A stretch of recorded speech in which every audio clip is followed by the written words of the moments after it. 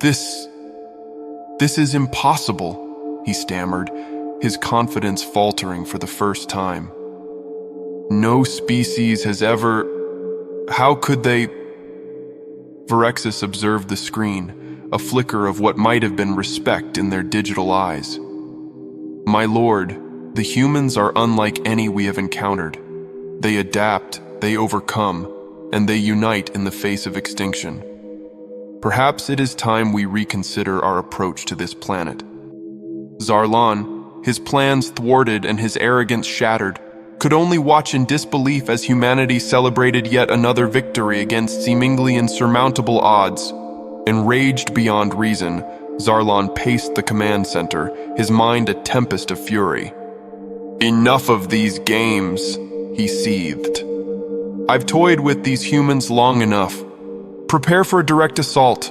I want this planet and all who dwell on it annihilated. Virexis, sensing the finality in Zarlan's voice, froze in contemplation mode. However, in the heat of the moment and due to the intensity of Zarlan's wrath, the simulator, misinterpreting Zarlan's command as a directive for another simulation scenario, spontaneously hummed to life. It initiated a virtual depiction of a direct alien assault on Earth. On the holographic display, the colossal fleet of Zarlan's empire approached Earth, weapons primed for utter destruction.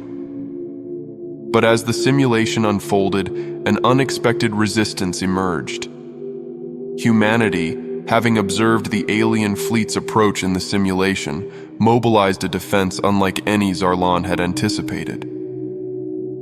Nuclear missiles, long dormant in silos and submarines around the world, were launched en masse at the approaching fleet. The simulated alien ships, caught off guard, were engulfed in nuclear fire, their defenses overwhelmed by the sheer ferocity of the human counterattack.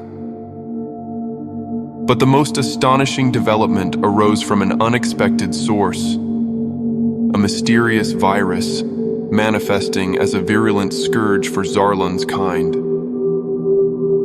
As human survivors capturing alien scouts, the virus infiltrated Zarlan's fleet, transforming into a grotesque, flesh-eating entity. The virus acted mercilessly, turning their hard, chitinous shells into decaying masses, oozing with maroon-colored blood that reeked of death. The once formidable warriors writhed in agony as the pathogen consumed them, their bodies dissolving into putrid, rotten goo. Even the few who managed to survive started to lose their sanity, became zombie-like, driven by a primal, violent instinct. They turned on each other in a frenzy of madness, their once orderly ship descending into chaotic horror. Screams echoed through the corridors as the crew succumbed to their own internal nightmare. The once proud warriors, lost to the virus's insatiable hunger, engaged in a macabre dance of destruction. The spacecraft, now a floating hell.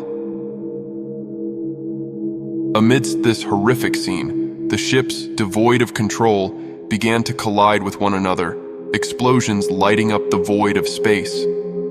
The majestic fleet, a symbol of Zarlan's dominance, was reduced to a graveyard of twisted metal and lost souls.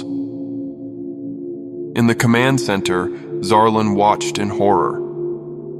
This can't be, Zarlan stammered, witnessing the collapse of his simulated forces. A virus? What's its name? And why are the humans not affected? It's called COVID-19, My Majesty, stammered Virexis, the name of the virus resonating with a chilling, otherworldly echo. To Zarlan, it sounded like a curse, a name dredged from the deepest abyss where ancient demons dwelled. The word reverberated through the vessel, a haunting symphony that seemed to swallow Zarlan's soul. And, my lord, the humans are not affected because a remarkable 97% of their population is already immune. Their immune systems appear to be without precedent, Varexis elucidated, their tone imbued with a mix of respect and concern. As they summoned the historical data on human battles with lethal diseases onto the screen, their narrative continued seamlessly.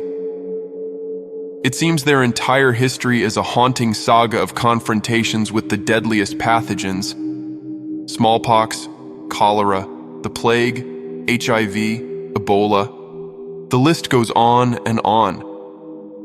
They are, in essence, a walking archive of pathogens, my lord. Any of these could be catastrophic for Zarlan physiology upon exposure. Shall I proceed with the simulations to illustrate the potential hazards to Zarlan fleet?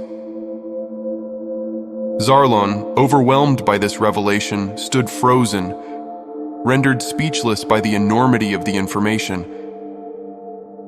It must be a godlike species, capable of wielding such a sinister and devastating weapon that can survive such cascade of formidable diseases. Realizing the catastrophic potential of a real assault, Zarlan made the only decision left to him.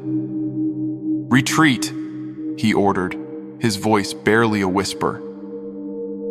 "Retreat and leave this planet be.